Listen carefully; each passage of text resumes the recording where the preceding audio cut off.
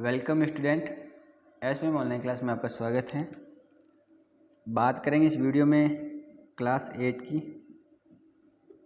और हमने शुरुआत की थी एसएसटी की, और एसएसटी के अंतर्गत हम हिस्ट्री पढ़ रहे थे।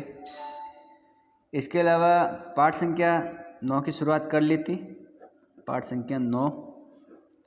ठीक है, हमने पाठ संख्या 9 के अंतर्गत राष्ट्रवाद का जो उदय है उसकी बात की थी। किस प्रकार भारत में राष्ट्रवाद का उदय होता है, किस प्रकार लोग जागरूक होते हैं, लोगों को समझ में आता है कि अंग्रेज किस प्रकार हमारे देश में प्राकृतिक संसाधनों का प्रयोग कर रहे हैं, उसकी बात कर रहे थे।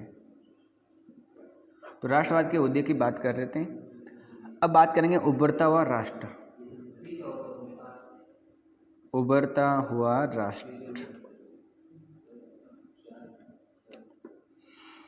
उभरता हुआ राष्ट्र।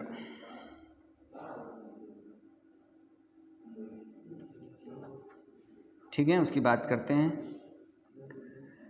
कहा जाता है कि अपने पहले 20 सालों में जो कांग्रेस हैं, अभी कांग्रेस की स्थापना की मैंने तारीख बताई थी कि 1885 के अंदर कांग्रेस की स्थापना हुई थी। और सबसे पहले 72 प्रतिनिधियों ने मुंबई के अंदर इस संगठन की स्थापना की थी, भारतीय राष्ट्रीय कांग्रेस की। तो शुरुआत के जो 20 साल थे उसमें कांग्रेस ने अपने उद्देश्य और अपने तरीक़ों के लिहाज में एक तरह से देखा जाए तो वो मध्य मार्गी पार्टी थी। किस प्रकार की थी? मध्य मार्गी पार्टी थी, 20 के रास्ते में चलने वाली। ठीक है, इस दौरान जो कांग्रेस हैं उसने सरकार और शासन में भारतीयों और ज़्यादा जगह देने के लिए हमेशा आवाज़ उठाई। जो संगठन था भारतीय राष्ट्रीय कांग्रेस का, दरअसल उसने अंग्रेज़ों के उस प्रतिनिधित्व में भारतीय लोगों को जगह देने के लिए हमेशा प्रयास किए। एक बात तो महत्वपूर्ण ये ध्यान रखनी है, तो एक बात तो ध्यान रखनी है कि जो ये संगठन था वो मध्य मार्गी पार्टी में अंतर्गत था। और कांग्रेस का हमेशा ये आग्रह था कि विधान परिषदों को या विधान परिषदों में भारतीयों की जगह ज़्यादा होनी चाहिए, परिषदों का ज़्यादा अधिकतर दिए गए, और जिन प्रांतों में परिषद नहीं थी वहाँ उनका गठन किया जाए। इसके अलावा ये भी है कि जो कांग्रेस हैं, क्योंकि कांग्रेस संगठन है, हम उसकी बात कर रहे हैं कि कांग्रेस ने जो विधान परिषद थी उस विधान परिषद में भारतीय लोगों को ज़्यादा जगह मिल सके, इसके लिए आवाज़ उठाई, उनको अधिकार भी मिल सके। और जिन प्रांतों में विधान परिषद नहीं है वहाँ प्रांतों का गठन हो सके। विधान परिषद यानी काउंसलिंग होती थी, जिसमें जो शासन चलाने के जो लोग हैं वो सबका जो परिषद है, उनका जो पूरा मंडल है वो विधान परिषद है। उसमें भारतीय लोग होने चाहिए, सारे अंग्रेजी हैं कानून चलाने वाले। तो कांग्रेस चाहती थी कि उसमें भारतीय लोग शामिल हों, उनको ज़्यादा अधिकार मिले, और जिन प्रांतों में परिषदें नहीं हैं उनका गठन किया जाए। इसके अलावा कांग्रेस का ये शुरुआती 20 साल की बात कर रहे हैं कि कांग्रेस का मत था कि सरकार जो शासन चला रही है उसमें अधिकतर लोगों की बात करें तो भारतीय लोगों की भागीदारी होना ज़रूरी है। भारतीय लोगों की भागीदारी है, उनको ऊंचे पद में शामिल किया जाए। और इस काम के लिए उन्होंने मांग की कि सिविल सेवा के लिए, जो सिविल सेवा है, सिविल सेवा मतलब जो IAS हैं, IPS हैं, ठीक है, इनमें देखें तो सिविल सेवा में इनका जो एग्ज़ाम है पहले लंदन में होता था। और कांग्रेस चाहती थी कि इनका एग्ज़ाम लंदन के अलावा भारत में भी एग्ज़ाम हो सिविल सेवा के लिए, भारतीय लोगों को भी सिविल सेवा में या सरकार के उच्च पदों में नियुक्त किया जाए। इस प्रकार की विचारधारा रखती थी कांग्रेस। ठीक है, तो ये बात आपको ध्यान में रखनी है। एक व्यक्ति की बात करते हैं, जो अगर हम इस सब की बात करें तो सब ध्यान रखना। प्रचारक, प्रचारक उस व्यक्ति को कहते हैं जो सूचनाओं को एक जगह से दूसरी जगह पर फैलाता है, रिपोर्ट के माध्यम से भाषण देता है और अपने विचार प्रकट करता है, एक जगह से दूसरी जगह पर घुमाता है। बात करें दादा भाई नौरोजी की, दादा भाई नेहरू की बात करें तो इनकी एक पुस्तक थी, दादा भाई नौरोजी की किताब थी, एक बुक थी, एक पुस्तक की बात करें तो उसका नाम था पॉवर्टी एंड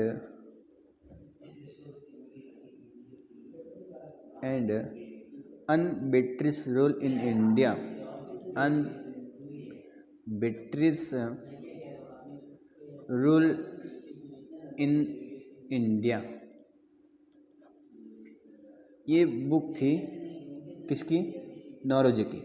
दादा भाई नौरोजी की किताब का नाम था poverty and unBritish rule in India. इसमें ब्रिटिश के शासन के आर्थिक परिणामों की बात इसमें लिखी गई है, आर्थिक आलोचना की गई है कि ब्रिटिश सरकार के किस प्रकार के आर्थिक कार्यों की वजह से भारत में नुकसान होता था। तो इस प्रकार की शुरुआत के दौर में देखा गया कि जो संगठन था वो चाहता था कि भारत के अंदर क्या हो, भारत के अंदर विशेषकर रूप से देखा जाए तो सिविल सेवा है उसमें भारतीय लोगों को जगह मिल सके, ये भी आपको ध्यान में रखना है। तो शासन व्यवस्था के इस भारतीयकरण की मांग नस्लवाद के खिलाफ चल रहे आंदोलन का एक हिस्सा थी, क्योंकि जब तक ज़्यादातर महत्वपूर्ण नौकरियां पर गोरे अफसरों का ही कब्जा था, तो ये जो भारतीयकरण है, भारतीयकरण का मतलब ये हुआ कि अब इन शासन व्यवस्था में भारत के लोगों को जगह दी जाए। उस समय अगर देखें तो अधिकतर जो शासन व्यवस्था चल रहे थे उसमें अंग्रेज़ों का अधिकार था, अधिकतर लोग अंग्रेज़ थे, भारतीय लोगों की जगह कम थी। और जबकि शासन व्यवस्था भारत में चल रही थी तो उस समय जो नस्लवाद था, उस समय जो नस्लवाद के खिलाफ जो आंदोलन चल रहे थे उसमें इस प्रकार की मांग उठाई कि अधिकतर लोगों को नौकरियां दे, विशेषकर बड़े पदों पर।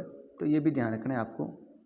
लेकिन अगर बात करें हम ब्रिटिश इंडिया की या जो अंग्रेज़ लोग हैं उनकी कंपनी की, तो उनका मानना था कि भारतीय जो लोग हैं वो नौकरियां कर नहीं पाएंगे, उनको जिम्मेदारी वाले जो पद हैं वो नहीं दिए जाएंगे, जहाँ पर ख़ास जिम्मेदारी निभानी पड़ती है वो पद भारतीय लोगों को नहीं दिए जाएंगे, ऐसा माना जा रहा था। क्योंकि अंग्रेज़ अक्सर अपने भारी भरकम वेतन का बड़ा हिस्सा ब्रिटेन भेज देते थे, इसलिए लोगों की उम्मीद थी कि वो भारतीयकरण से यहाँ की धन संपत्ति ही भारत में रुकेगी थोड़ी बहुत। तो क्योंकि बड़े पदों पर जो पैसा मिलता था वो लोग यहाँ से लेकर दूसरे जगह पर ले जाते थे अपने देश में, भारत की धन की जो संपत्ति और दूसरे देश में जा रही थी। क्योंकि भारत के अंदर जो व्यक्ति उच्च पद पर है उसको जो पैसे मिलते थे वो अपने देश ले जाता। अगर उस जगह पर भारत का लोग होगा तो भारत को पेमेंट मिलेगा, भारत के लोगों को उसको, तो वो भारत के अंदर ही तो रहेगा। तो ये भी एक बात थी। तो भारतीयकरण से यहाँ की धन संपत्ति पर कुछ हद तक भारत में रुकने की लगेगी। भारतीयों की मांग थी कि न्यायपालिका को कार्यपालिका से अलग किया जाए। एक तो ये भी थी मांग, उस समय कांग्रेस के मांगों में से थी कि जो न्यायपालिका है उसको कार्यपालिका से अलग किया जाए, न्यायपालिका को कार्यपालिका से क्या किया जाए, अलग किया जाए। ठीक है, एक बात तो ये ध्यान रखनी है। और इसको अलग करने के लिए आर्म्स एक्ट को निरस्त किया गया और अभिव्यक्ति व बोलने की स्वतंत्रता दी जाए, या जो आर्म एक्ट था उसको निरस्त करने का भी मांग थी।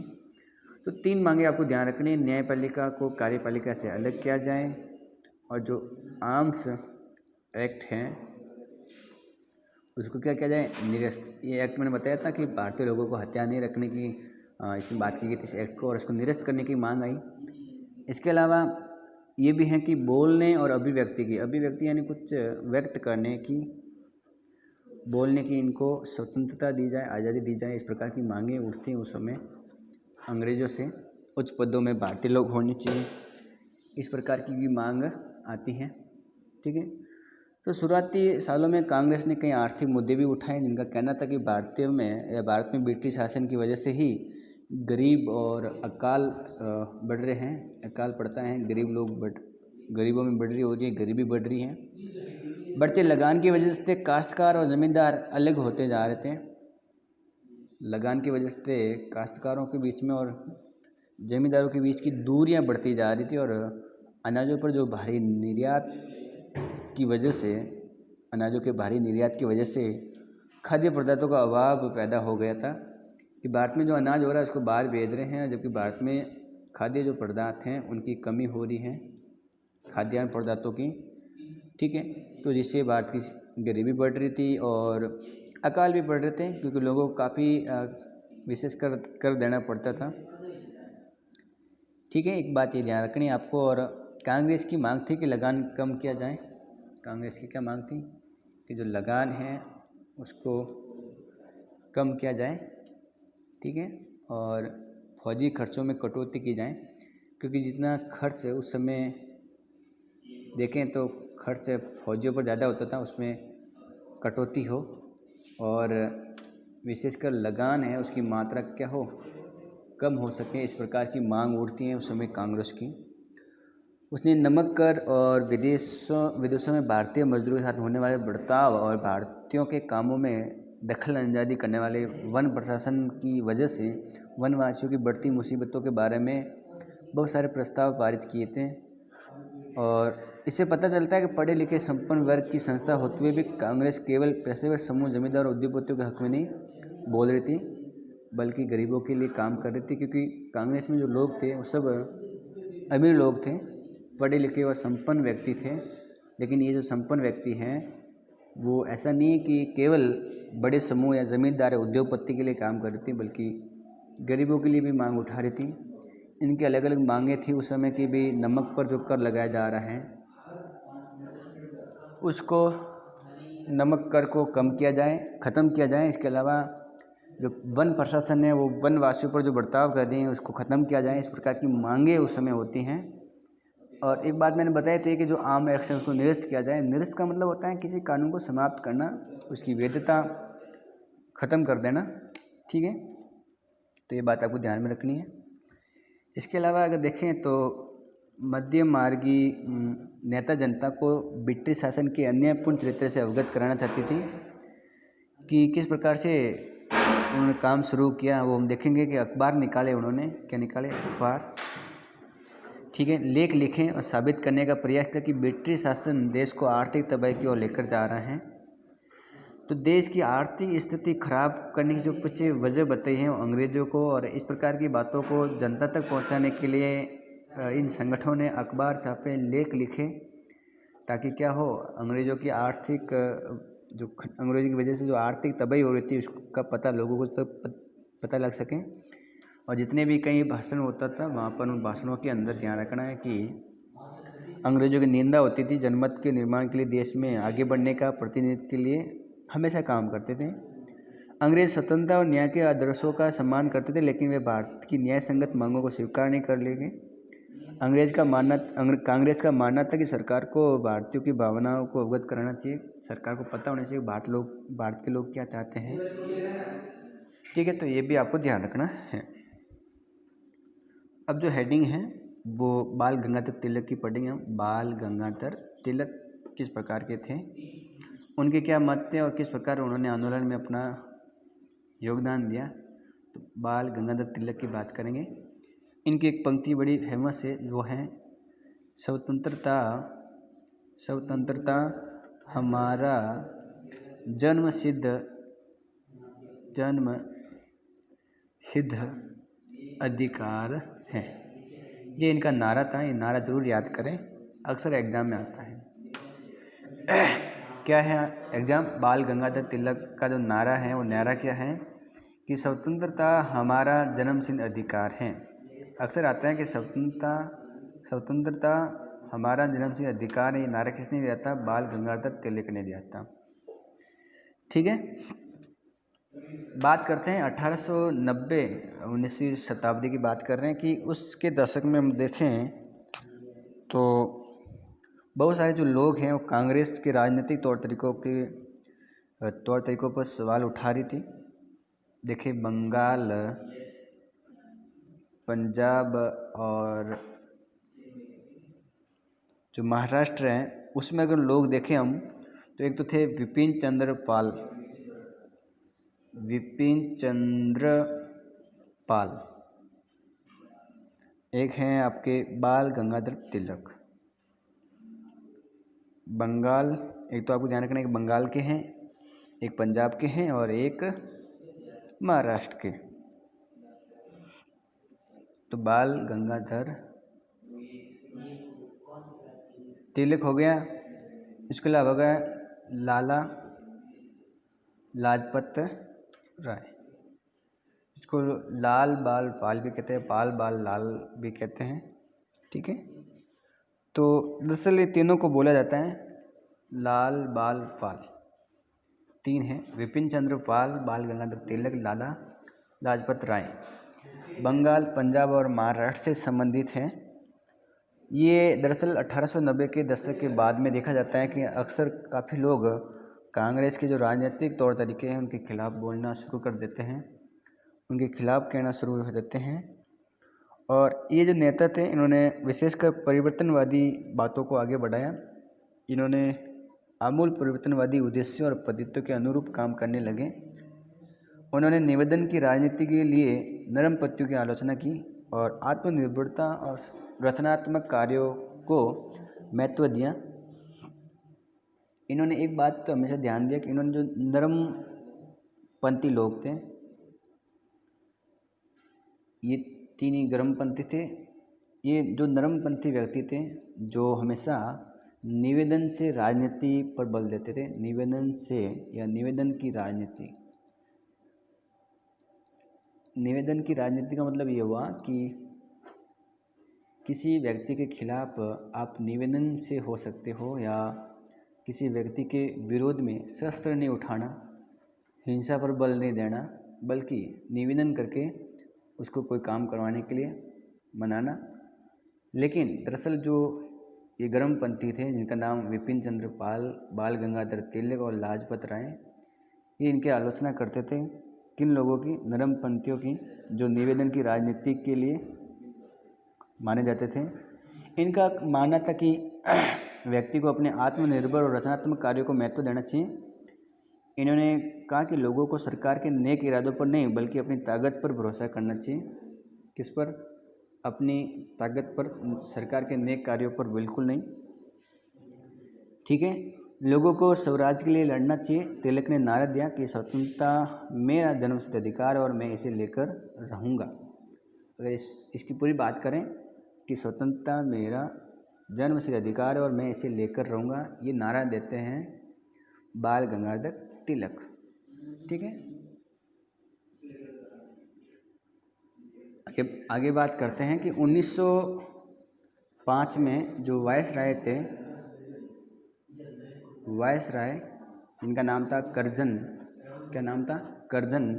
तो 1905 में वायसराय कर्जन ने बंगाल का विभाजन किया। कर्जन ने क्या किया? जो बंगाल है उसका विभाजन किया। क्या किया? विभाजन। पश्चिम बंगाल और पूर्वी बंगाल विभाजन कर लिया। और उस समय देखिए बंगाल ब्रिटिश भारत का सबसे बड़ा प्रांत था। बंगाल है वो ब्रिटिश भारत का सबसे बड़ा प्रांत था। बंगाल, उसका विभाजन कर लिया। बिहार और उड़ीसा के कुछ भाग भी उस समय बंगाल के हिस्सा थे। वर्तमान में जो बिहार हैं या जो उड़ीसा हैं उसके अधिकतर जो भाग है वो बंगाल में शामिल थे। अंग्रेज़ों का कहना था कि प्रशासकीय सुविधाओं को ध्यान में रखते हुए बंगाल का बंटवारा किया गया है। बंटवारा करना भी ज़रूरी था। प्रशासन चलाने के लिए बंगाल बहुत बड़ा है, इसलिए चलाने में दिक्कत आ रही थी, इसलिए बंगाल का विभाजन हुआ। 1905 के अंदर वायसराय कर्जन ने बंगाल का विभाजन कर लिया। उस समय भारत की सबसे बड़ी ब्रिटिश प्रांत की बात करें तो वो बंगाल था।